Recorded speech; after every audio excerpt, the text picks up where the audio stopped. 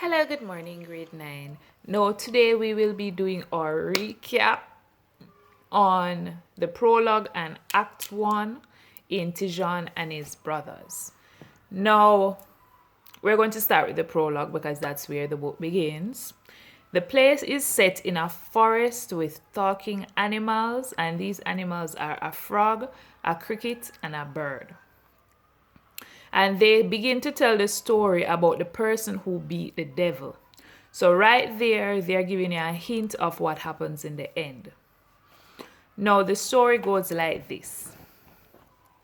Once upon a time, there was a mother who lived in the forest with her 3 sons. The eldest was Grosjean, who was the strongest but stupid. The middle child was Mijan, who was a fisherman, who was also book smart, but he was stupid in terms of he didn't have any street smarts. And the youngest was Tijan, who the other brothers claimed that he was the mother's favorite child. Their home was a hut made of wood and thatch that didn't really protect them from the elements. So you know that thatch is like that, like the coconut leaf or that type of thing on the roof. And it didn't protect them from the elements, and they were also frequently hungry. When I say protect from the elements, it means that when it rained inside. When it was cold, they were very cold. It really didn't do much. One day there was a thunder, and the sky turned red. The devil wanted 3 children for dinner. In the hut, so this was happening outside, but inside the hut, Grosjean said he couldn't chop wood because it was damp and it would cause his axe to get rusty. Mijan said that he couldn't catch any fish because he had no bait, and bait was fish, so he couldn't catch the fish without fish. And they were both quarreling because they were saying that they couldn't find anything to eat, and Tijan is there not doing anything. The mother had to break up the fight, and she said, God will send something. Immediately it began to rain. Balaam imitates a baby crying, and the mother knew the devil sent a messenger. So the mother asked, what do you want from the poor? Balaam says that the devil said to send the oldest son to die. His mother explains that she has done no harm, and Balaam explains that he has been harmed by a woman. That's why he's in this state, because Balaam is an aborted fetus, and aborted fetus means the aborted baby. His mother aborted him as a child, and he ended up being the messenger for the devil. He never made it to heaven. So because of that, he really doesn't care about what this mother has to say because his mother treated him badly. He also explains that the devil's greatest wish is to feel human. He will give anyone who makes him feel anger or weakness a wish fulfilled and all the wealth that they would want. If they fail, they will be eaten. And this is where the prologue ends, right? So right here we understand who the characters are, we understand what the problem is, and what the devil wants, and what will happen to you if you cannot fulfill this. So Act 1 now is the next day. So the prologue is day 1, the prologue is day 1, and Act 1 is day 2. So the oldest son decided to leave home without telling his mother. Luckily, she saw him. She told him 4 things. Praise God who makes all things. Imitate the creatures of the forest and ask for directions. Be careful of the wise man called father of the forest, as he is the devil and he has different features. So he may look like a little boy, a child. So she was warning him. Oh, it was 3 things. And he thanked his mother and he left. When he was in the forest, he started to sing about how every man must leave home, and started to kick the frog and curse at the cricket, at the bird. So right here you see that he has disregarded the first 2 things his mother told him. Then an old man appears, and Grosjean says he's looking for success, and the old man says the devil always wants help, and he gave him directions to the plantation. So he just sat there with this old man, this random man in the forest, and started having a conversation, ignoring the 3rd thing his mother told him. All right. Grosjean started to work for the white man because a white man owned the plantation. They made a deal. The one who gets the other one vexed, or the first one to show the first sign of anger, will be eaten. Grosjean agreed. Here are the two jobs that he was given. Stand in the sugarcane field and count all the leaves of the cane. Then divide the number of leaves by the number of stalks. Let me say that again.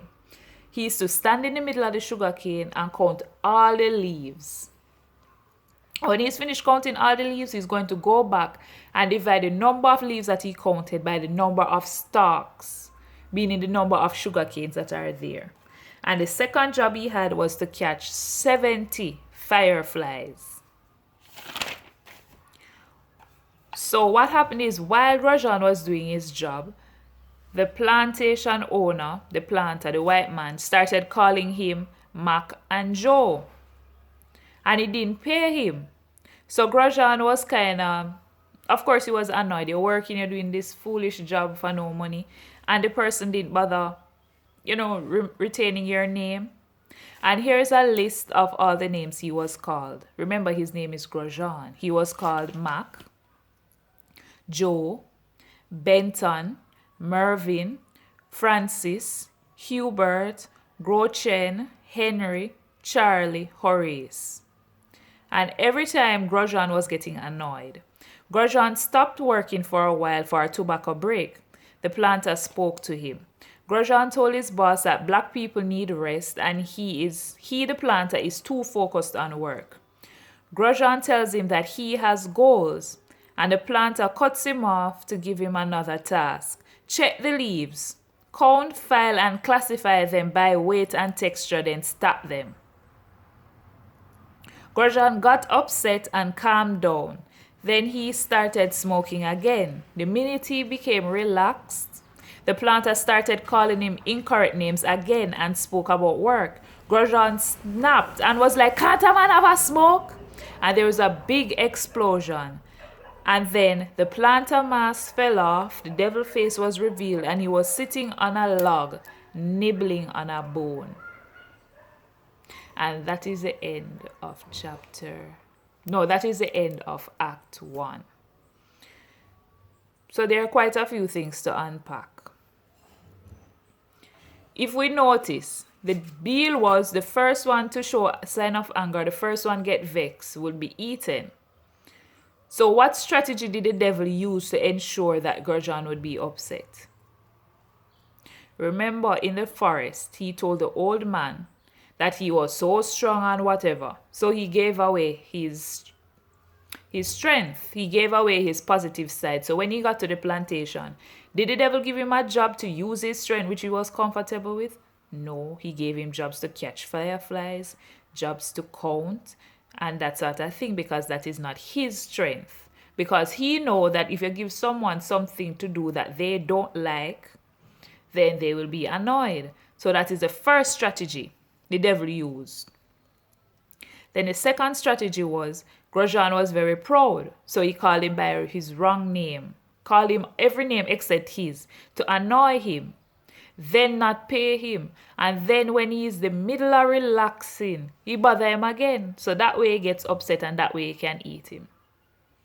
So we see here that Grosjean's downfall is rooted in him not listening to his mother. Because if he had praised God, asked the creatures in the forest, they would have probably told him that old man who you see looks suspicious in the middle of the forest, don't tell him your business.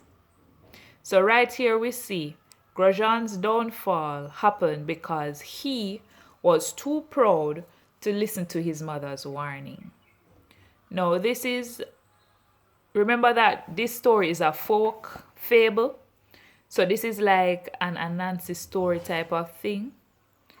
So this is not based on factual events, obviously, but you're supposed to listen to the story and really get some wisdom from it. All right? And this is the end.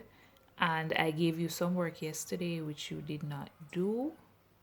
So now that I have explained it, you will be able to do it better today, and I want it. Thank you.